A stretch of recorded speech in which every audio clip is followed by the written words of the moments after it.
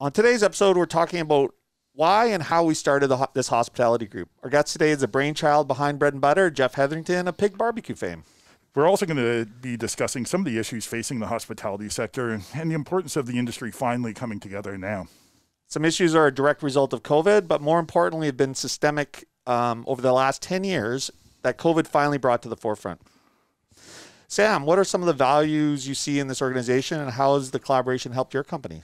Well, the value of having a group of business owners all together, all being free with their information, is kind of it's hard to put a value on that. Like we're all really smart in one or two things, and we're all really dumb in a bunch of others. That's what makes us entrepreneurs. Well, it doesn't make us entrepreneurs, but by default, that's how it works. So things that I don't know, I'm really happy to be able to have an opportunity to ask any one of our group.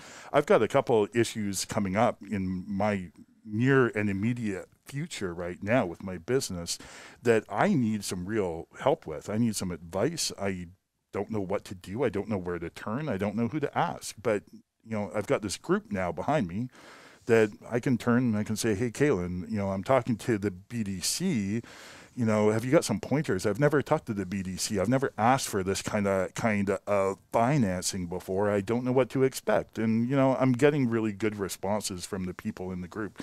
It's helping immediately. It's also nice to know that you're not out there doing this all by yourself all the time. Yeah. That everyone's doing the same thing that you are, and everyone's got something to add, something different. Yeah, I can agree more with that comment. I think often in business, you just operate in a silo, trying to figure it out as you go along. You think you're doing the right thing. And there's some industry indicators that are out there available, like, how much money you should be making, how much should you be paying on rent, some guidelines. But without collaborating with other business people that are in the same industry as you, you're kind of flying a little bit blind. One of the things that I learned when we first started collaborating with these groups, and some of them are a lot of them are direct competitors with ourselves, and just like in your business. So just seeing what their experience has been, how they're adapting to the current situation, how it's changed from the previous environment that they were operating in, and then just kind of like comparing notes and saying, you know what? Wow, I experienced this, or you experienced that, and just learning from each other, which has been fantastic. Right, and we're all kind of in this on totally different platforms. Like when you just said, well, even though now we have a group to ask these questions, there's other information out there. You can find out how much your industry average is across Canada, across BC. Well, before joining this group, I didn't know that information was even available. Yeah. So, we're all on very different platforms, and we're approaching business very differently. And this gives us all equal chance to succeed, I think. 100%. I think that's part of the purpose of this, is to kind of the tide raises all the boats. That's right. And the industry will be much better if we're all doing best practices and working with each other and not making the mistakes that cost real serious money. And I think new entrants coming in, obviously this has shooken up our industry. So people that are looking to get into the hospitality business, either restaurants or coffee shops or tourism businesses, this group will really help them. And if we share and are open and transparent, they won't be spending the tens of thousands of dollars on learning. They can learn right away and just focus on running their business and providing good product for the customers. Right. That's true. I just want to add something to that. Something that I hear other people talk about, cooks for the most part really, is would you have your children go into the restaurant industry if you could help it? And I think the answer to that question is a hard one to answer, because as much as I love the restaurant industry, would I want my kids to be in it and have to work this hard for what you get out of it? And I think that a couple months ago, I would definitely have said no to that question. Yeah. But seeing the outreach and the support that everyone's offering, it gives me new hope for the new future of the restaurant industry, the hospitality 2.0, so to speak. 100%. It's going to give us an opportunity to kind of reset, reestablish new parameters. and then really make the industry something that could be a career for our workers and our managers, and something that's rewarding for ourselves. Not just, we're all in it for the passion, which is evident in the products we produce, but being able to do it in a way that we can actually provide a living, not just for ourselves, but our employees as well, and give the customers like really good value. I think that's exciting. Let's bring in the brainchild of this group and see what prompted him to bring this group together. Welcome, Jeff. Thank you very much. Thanks for having me. Our pleasure. Our pleasure. Let's open it up with explain to listeners your background in the hospitality industry. Sure. I grew up in Victoria, went to cooking school just out of high school. Actually, I did 1 year of university and then quickly realized that you were too smart for them. Make a right turn. But yeah, cooked in local restaurants, and then went abroad for a year and cooked in Europe. And then really thought my future was going to be Michelin star based at some point in my mid-20s, and then started looking around at all the people that I was working with and the people that I aspired to be, and just their work-life balance was just completely out of whack. So I thought I could use what I had learned and apply it to something that could really give me the work-life balance that I wanted. And so when I was 28, for about a year before that, I was looking around at spots and potential of pig barbecue and what that might be, but then found a small spot just randomly walking through town on my way to work. And then just made it work, made that 300 square foot location work, turned into another location, turned into another location, turned into a food truck. And then I met you. I think before Pig Barbecue, I knew you, but when we were building our respective, you were building Zambries, I was building Pig Barbecue in the atrium, and spending too much time in that space, and then spending too much time in that space drinking afterwards. I think we just got put our heads together and found that there was not really much in there other than Big Wheel Burger. So you and I and the rest of the Zambries crew built this Big Wheel Burger in whatever year that was. And so that was 2011. Was that 10 years ago? Yeah, 2011. 2011, yeah. For those that don't know, Jeff was a founder of Big Wheel Burger along with our team at Zambries and myself. I think one of the early collaborations is just going back to when you moved Pig from the 300 square foot location to the atrium location, which I think was probably in the neighborhood of 1,500 square feet or something like that. Yeah, a pretty substantial change. Yeah. We all, Habit Coffee was there. Zambries was in there, and as well as AJ Organics when she first started. Her catering company was there. But we all collaborated. That was one of our first exposures to collaboration and the benefit of it, if you remember. Yeah. We all the Atrium Gang, I think we called her, something like that. And we met weekly, dealt with the leasehold improvements, and just worked together. And it was, as much as it was a factual exchange of ideas, it was also a little bit of a support group to deal with some of that stuff. I totally forgot about that until this moment, actually. Yeah. I've got a question for you, Jeff. Pre-COVID, if you can think back that far now, can you kind of talk about some of the bigger challenges of owning a restaurant pre-COVID without all the extra stuff we have now? There's got to be some real common challenges that you experience owning a restaurant. You want to go through a couple of those with us? Yeah, sure. I mean, there's obviously too many challenges to list. It's just like any other business. The day-to-day challenges are just stack up, but it's I think the biggest difference between any other business to the restaurant business before COVID, and truly the reason I got out of the industry, like that I completely I thought I was out forever, but I got sucked back in. But was just truly that I just didn't feel I could pay people what I thought they deserved. Why? It was too low? I mean, I just believe it or not, I wanted to pay them a living wage, and I just could never figure out the economics of that. And to the point where it was just, I just didn't see a future. I didn't see how all those stars could align, that I could actually one day pay people what I felt they would deserve. Because I mean, I had, I was really lucky in with Pig Barbecue, like the amount of great staff that I had, and they were my friends, and so they probably took a pay cut to work for me. I was a good employer. I mean, I'm sure I wasn't perfect, but yeah, I just in the end, I couldn't pay them what I thought they were worth. And that I don't know, I didn't want to be in that situation anymore. So that to me was the biggest challenge and really kind of pushed me out of the industry. I mean, we could go through many other challenges, like the stress that one wears in a restaurant setting is probably more than most brains can handle.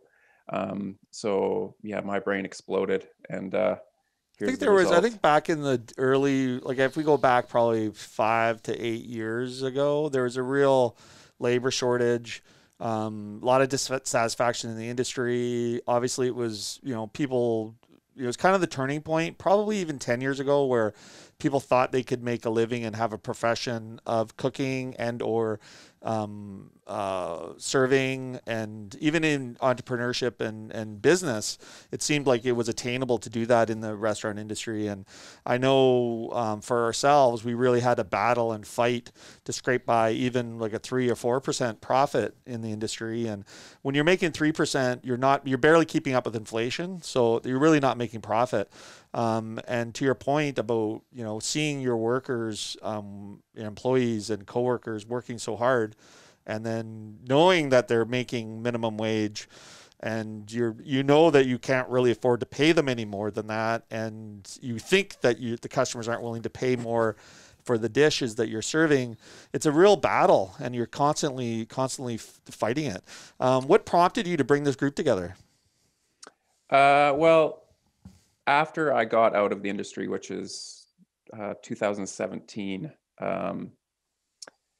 I moved to the Cowichan Valley. We bought a farm, and that kept me very busy for, well, in life with 2 children, a farm.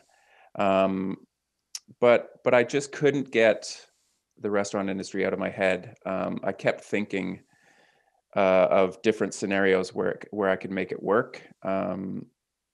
And many ideas that I would pitch to my wife, and she would get really excited about, and then I just totally forget about in like 3 days, and she's like, "Aren't we doing this now?" And I'm like, "Well, I'm way over that." But yeah, just kept thinking of how it is to make the industry, which I love and like really obsessed with, work, and I just couldn't figure it out. And then when COVID happened,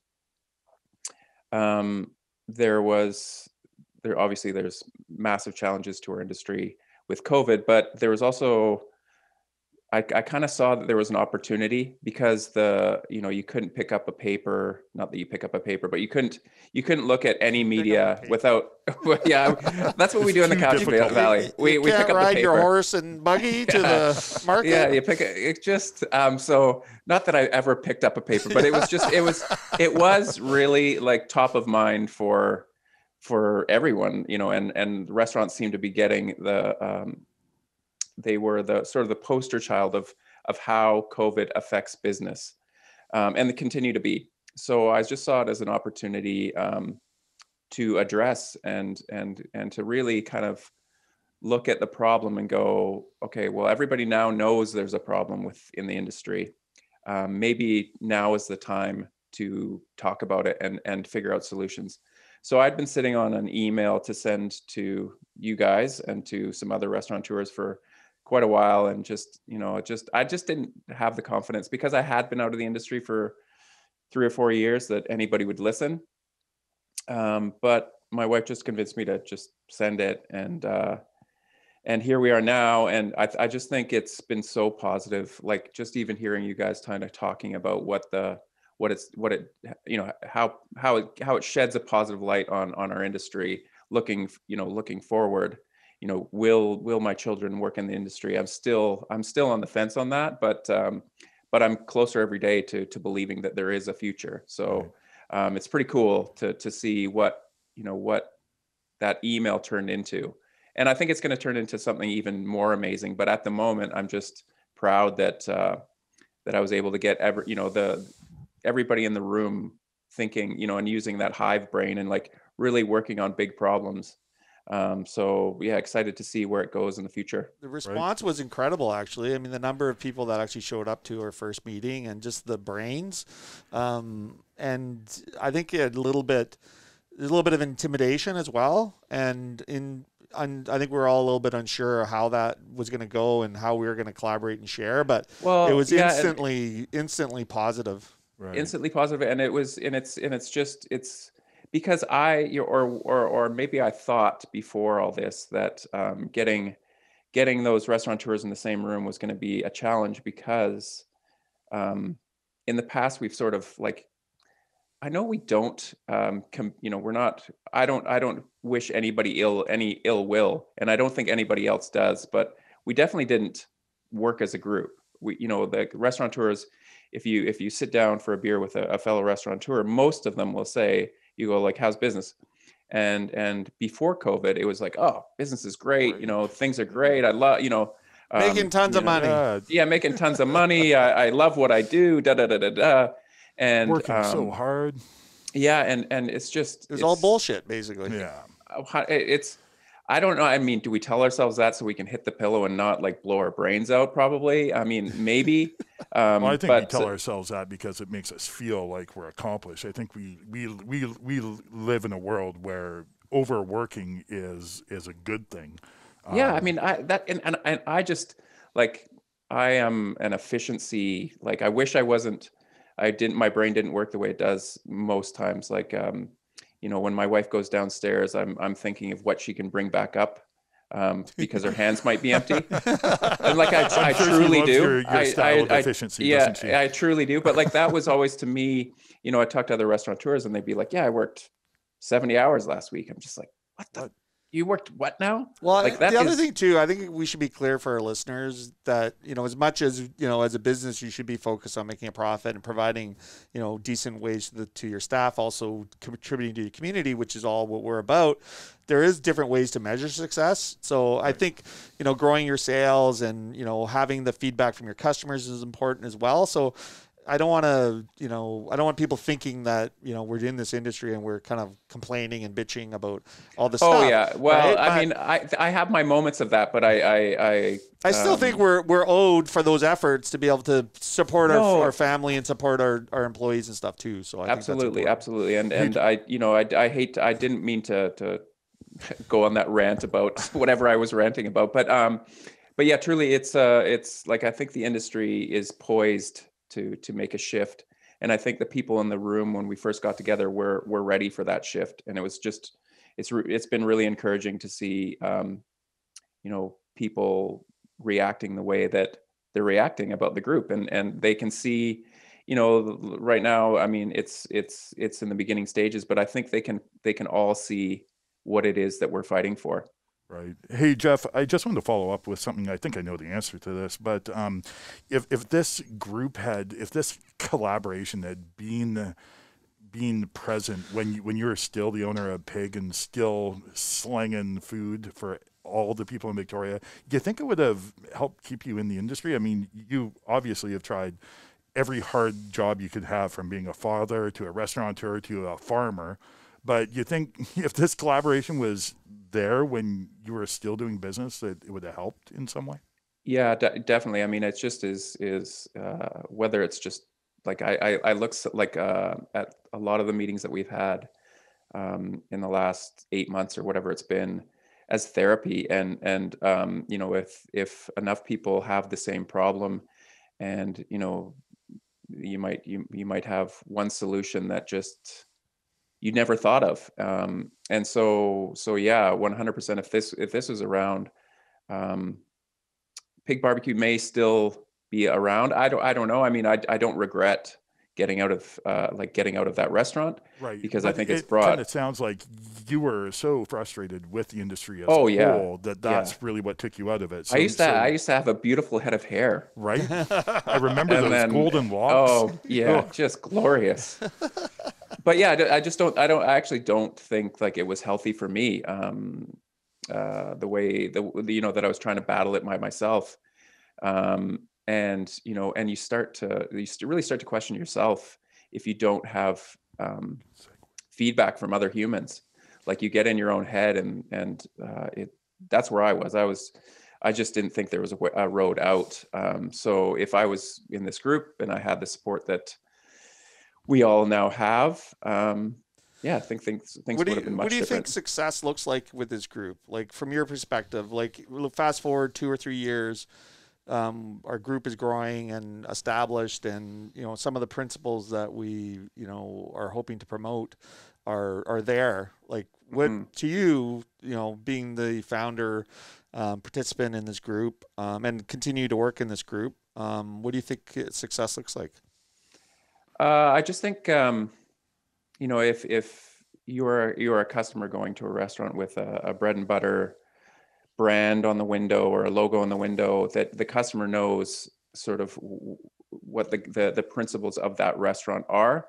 So that would be, the success number one, that the customers are aware of what we're trying to do, that, that we're trying to pay people a living wage, that we're trying to pay ourselves a living wage, and all the things that we, the community focused work that we're doing, that would be a success as far as what the customer may see. But as far as, the restaurateurs, that they are making what they need to make for the effort that they're putting in.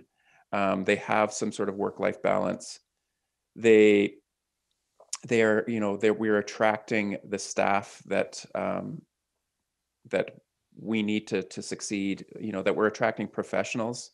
I hope one day that, if you're coming out of cooking school or want to get in the industry, the first place you're going to look is within the Bread and Butter Collective, because that's what a restaurant should look like, if that makes any sense. Wow, that's right from the guy who thought this whole thing up. So, hey, Jeff, thanks really so much for that. It sounds, of course, thank you. Yeah, no, that was great. Really good talking to you, and thanks for answering all those questions for us and giving us a better idea of where the whole concept came from and why it developed in your brain and not someone else's. It's a special place between your ears. It is a really. There's a lot of really special ideas that come out of that brain, which thank God, because obviously not everybody knows, but Jeff's back working with Big Wheel Burger as an original founder, but he also is helping us getting our costing in line, and he's made a real difference to the business. And I think his ideas, while he thinks they're crazy, I think every one of them that comes out is just something that can be worked with, and it's kind of like the breeding ground for the initial ideas, and then only the imagination can determine where it goes. But I think his efforts have been fantastic for us. I think that also speaks to the group itself, like Bread and Butter Collective, because I'm an ideas guy. Like I wish I didn't have some of the ideas that I have, but anyways, I wouldn't be able, like there wouldn't be a podcast, there would be, I couldn't get, the vision could not see itself to the end without everybody involved. So I'm just so glad that, the people that are now part of the group, and then, every day it seems like we get more members and more members. So as it grows, everybody can pitch in and do what it is that they're the best at. And, I just really see the potential of this group. And it's so nice that all the people that are part of this group are friends, which is like, that makes it extra special. We want to see each other succeed, and we do. And it's not like, that's not just something we say either.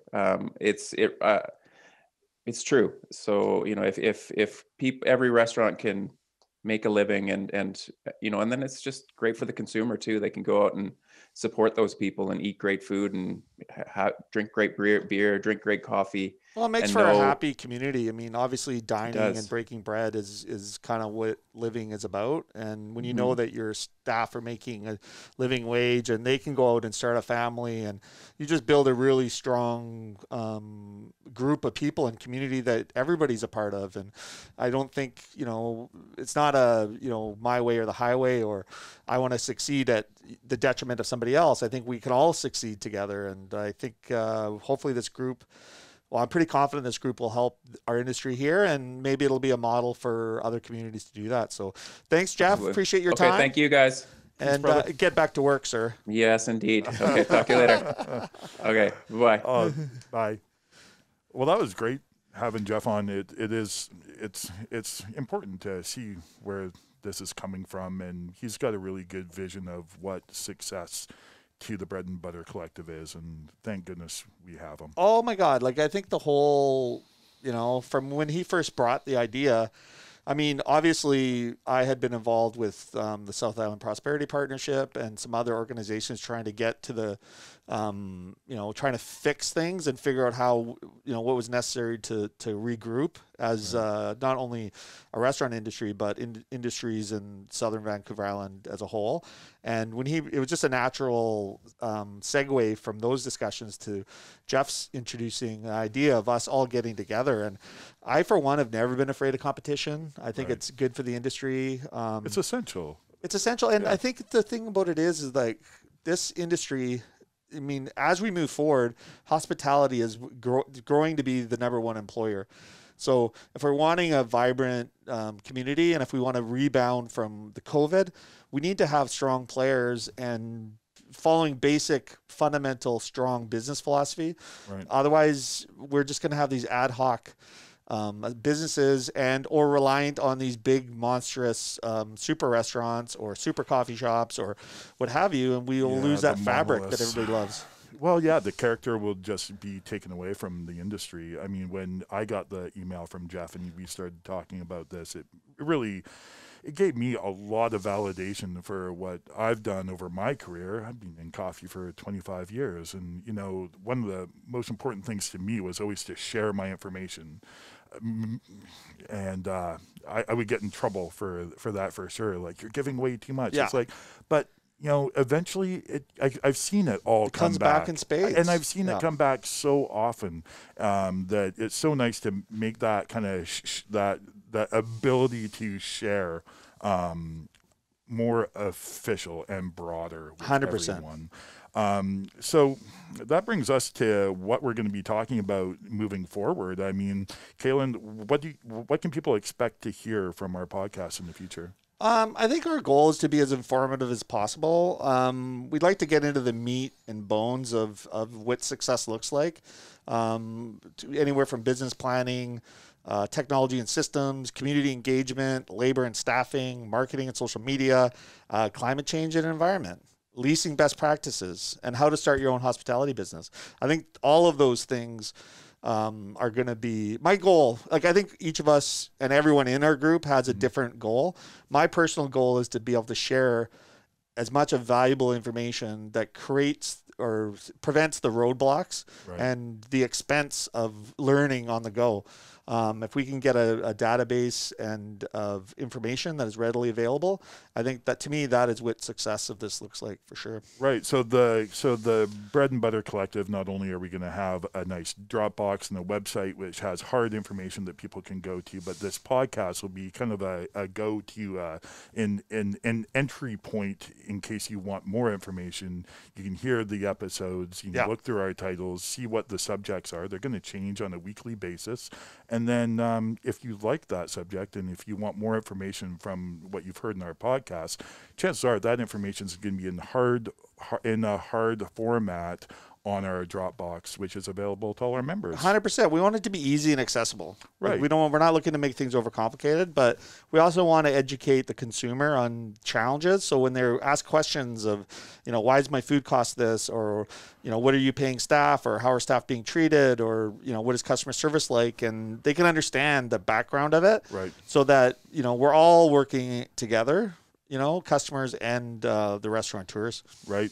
So that's a great answer. Thanks, Kaylin. So our future podcast. I mean, our next episode is really close to my heart because I'm dealing with this right now. I can't wait to dig into more of the meat and potatoes of our next episode, which will be, we're going to be talking to a representative from the banking sector on what they like to see when a business comes to them for a startup cash flow or a financing, or to shore up their financing in times of crisis or in times of opportunity. If you see opportunity, how can the bank help you do that? So our next episode, we're going to be talking to someone from that industry, which is I'm really super exciting. stoked. This is, a subject close to my heart. I love business planning, and this particular banker that we're going to bring on does our banking. So I have a lot of experience with her as well. If our listeners want to support businesses in our collective, it's a growing group that includes 2% Jazz, House of Botang, Pizzeria Prima Strata, Picnic, Part and Parcel, Foo, Habit Coffee, Zambries, The Village, Hey Happy Coffee, Cafe Fantastico, and Nourish, and Hoyne Brewery, The Drake, Discovery Coffee, Full of Pea, Big Wheel Burger, Bodega, The Tapas Bar, Roast, Toque Catering, 900 Degrees Pizzeria, Drum Roaster Coffee, Agrias, La Pasta, Taco Stand El Pastor, Table 9 Consulting, Herald Street Brew Works, and Beauregard Cafe. Growing list. And more to come, yeah. Yeah, more to come. And you can see in that whole mix, there's a lot of competition with each other. And to me, it's inspiring to see us as a group working together. Yeah, no, I agree. There's lots of restaurants. There's lots of coffee shops. There's now breweries taking part in it. I think that our base is really growing as the word of this starts to spread through the community. Absolutely. So thanks, everyone. Thanks for listening, and please give this podcast a follow so you don't miss any episodes. And if you're able to leave us a review, a 5-star rating perhaps, it would really help us out. 5-star rating. We're going for the Potty at the end of the year. The Potty, that's our new award. It's a new award for the best podcast. We're going to take it. If you'd like to send us an email on what topics you'd like us to cover, you can email us at info@bigwheelburger.com, and we'll have our social media accounts established shortly. Until next time, be kind, be safe, and enjoy good food and coffee. Be nice to each other.